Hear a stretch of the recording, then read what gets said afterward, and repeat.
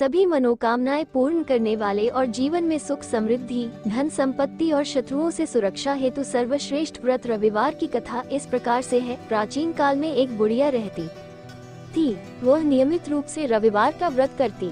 रविवार के दिन सूर्योदय से पहले उठकर बुढ़िया स्नान आदि से निवृत्त होकर आंगन को गोबर से लीपकर स्वच्छ करती। उसके बाद सूर्य भगवान की पूजा करते हुए रविवार व्रत कथा सुनकर सूर्य भगवान का भोग लगाकर दिन में एक समय भोजन करती। सूर्य भगवान की अनुकंपा से बुढ़िया को किसी प्रकार की चिंता व कष्ट नहीं था। धीरे धीरे उसका घर धन धान्य से भर रहा था। उस बुढ़िया को सुखी होते देख उसकी पड़ोसन उससे बुरी तरह जलने लगी। बुढ़िया ने कोई गाय नहीं पाल रखी थी, अतः वह अपनी पड़ोसन के आंगन में बंधी गाय का गोबर लाती थी।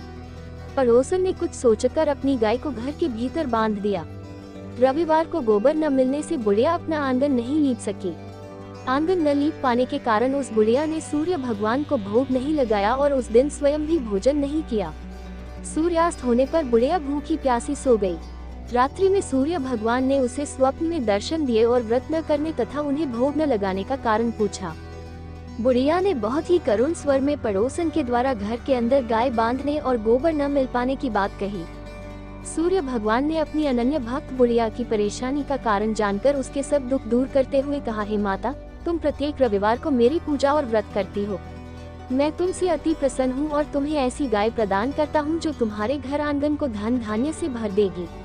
तुम्हारी सभी मनोकामनाएं पूरी होगी। रविवार का व्रत करने वालों की मैं सभी इच्छाएं पूरी करता हूँ। मेरा व्रत करने व कथा सुनने से बांझ स्त्रियों को पुत्र की प्राप्ति होती है। स्वप्न में उस बुढ़िया को ऐसा वरदान देकर सूर्य भगवान अंतर्धान हो गए। प्रातःकाल सूर्योदय से पूर्व उस बुढ़िया की आंख खुली तो वो अपने घर के आंगन में सुंदर गाय और बछड़े को देखकर हैरान हो गई। गाय को आंगन में बांधकर उसने जल्दी से उसे चारा लाकर खिलाया।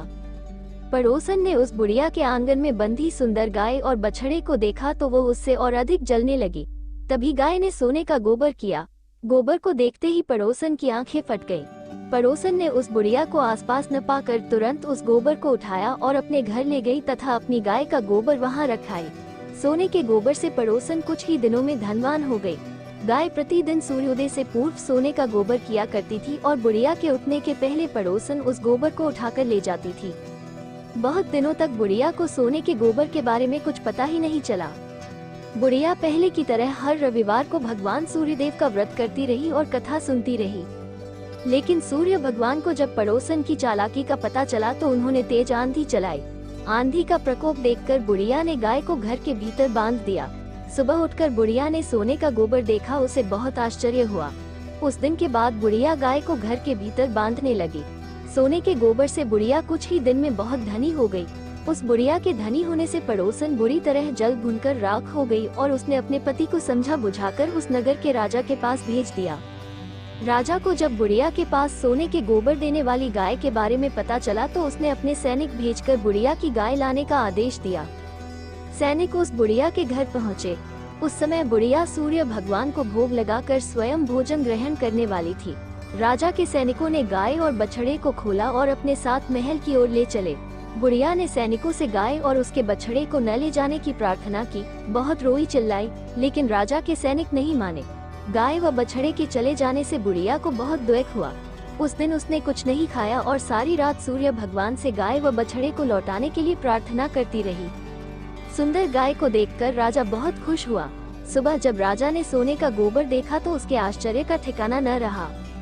उधर सूर्य भगवान को भूखी प्यासी बुढ़िया को इस तरह प्रार्थना करते देख उस पर बहुत करुणा आई।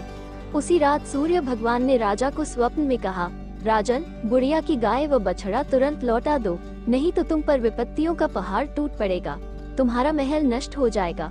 सूर्य भगवान के स्वप्न से बुरी तरह भयभीत राजा ने प्रातः उठते ही गाय और बछड़ा बुढ़िया को लौटा दिया। राजा ने बहुत सा धन देकर बुढ़िया से अपनी गलती के लिए क्षमा मांगी।